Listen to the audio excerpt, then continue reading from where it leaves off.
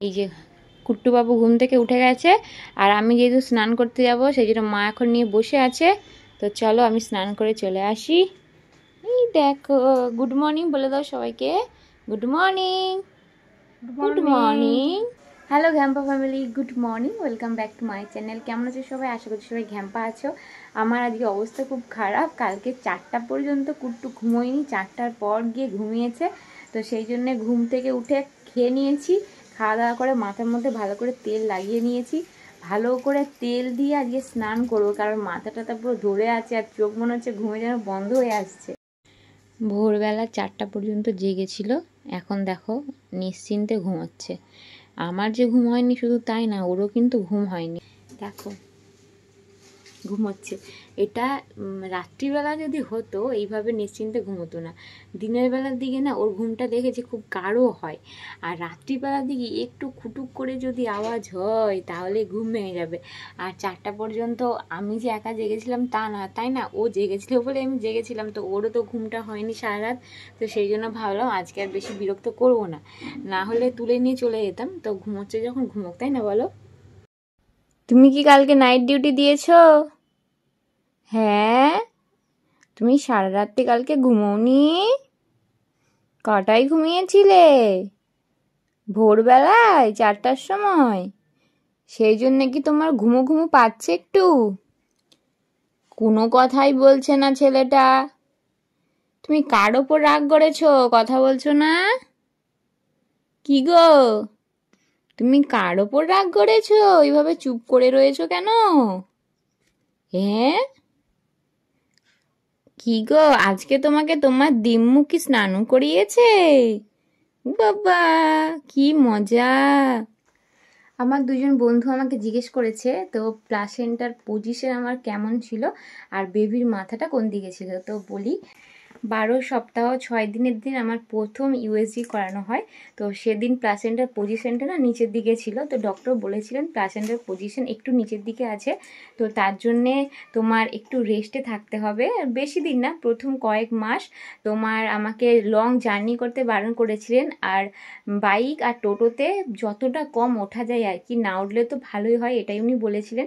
আমি তো এমনিতেই পুরো প্রেগনেন্সিতে ওই শিলিগুড়ি থেকে যে বাড়িতে এসেছি কোথাও তারপরে আমি যাইনি, শুধু ডক্টর দেখাতে যেতাম আর আমার শ্বশুর বাড়িতে যেতাম, দুটোই একদম কাছে। টোটোতে বা বাইকে যাতেই উঠি না কেন ওই বসতাম আর নাববার টাইম হয়ে যেত। তো এই রকম। আর বলেছিলেন একটু সাবধানে থাকতে, তা বলে একদম বেড রেস্ট কিন্তু আমাকে উনি বলেননি, শুধু একটু সাবধানে, মানে সিঁড়িটা কম ভাঙতে বলেছিলেন আর লং জার্নি আর তোমার ওই টোটো আর বাইকে উঠতে বারণ করেছিলেন। আর উনি বলেছিলেন যে যখন বেবিটা একটু বড় হয়ে যাবে নিজে থেকে ওটা আস্তে আস্তে ঠিক হয়ে যাবে। তোমাদের সাথে কথা বলতে বলতে কুট্টুর ঘুম ভেঙে গেছিলো, ওর খিদে পেয়ে গেছিলো, ওকে খাওয়ালাম। এই যে আমার কোলের মধ্যে এখনো শুয়ে আছে। আর হচ্ছে রুমটা এত পরিমাণ গরম হয়ে গেছে, গায়ে চাপা রাখছে না, তো সেই জন্য কিছুক্ষণ চাপাটা খুলে রেখেছি। তো ভালো করে ঘুমিয়ে যাক, পরে আবার ওর গায়ে ঢাকাটা দিয়ে দেবো, মানে চাপাটা। যাই হোক, তো বলি আমার কুট্টুর মাথাটা কোন দিকে ছিল। তো একজন বন্ধু জানতে চেয়েছে। 21 সপ্তাহ 4 দিনের দিনে যে ইউএসজিটা হয়েছিল সেখানে তো বেবির সব কিছু দেখা যায়। তো বেবির পজিশন কোন দিকে আছে, মানে মাথাটা কোন দিকে, পাটা কোন দিকে আছে, তারপর হাত, মুখ, চোখ, আঙুল, নাক, মানে সব কিছু ঠোঁট, সব কিছু বেবির দেখা যায়, শরীরের সব কিছু অংশ, তাই না? তো আমাদেরকেও ডক্টর দেখিয়েছিলেন। তো আমার বর্মশাই, আমার থেকে আমার বর্মশাই ভালো দেখেছিল। যাই হোক, তো ওখানে দেখা গেছিল ব্রিজ পজিশনে ছিল আমার বেবির কন্ডিশন, মানে উপরের দিকে মাথা ছিল, নিচের দিকে পা ছিল। 30 সপ্তাহ 3 দিনের দিনে আরেকটা স্ক্যান করানো হয়, ইউএসজি করানো হয়। তো সেখানে বেবির পজিশনটা আবার ঠিক হয়ে গেছিল, মানে ওই শেফালিক কন্ডিশন বলে না, শেফালিক মানে পজিশন আর কি। তোমার মানে যেটা বেবিটাতে, বেবি হচ্ছে তোমার মাথা নিচের দিকে আর পা উপরের দিকে, নর্মাল যে পজিশনটা সেটা আবার হয়ে গেছিলো। তো সেই জন্য ডক্টর বলেছিলেন আমার নর্মাল আর হচ্ছে ডেলিভারি, সিজার ডেলিভারি দুটোর মধ্যে আমাদের যেটা ইচ্ছে সেটা করাতে।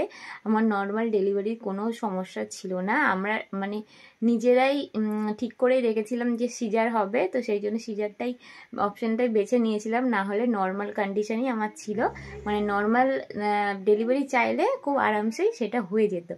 যাই হোক, আমরা আগে থেকে ঠিক করে রেখেছিলাম, তো সেই জন্যে।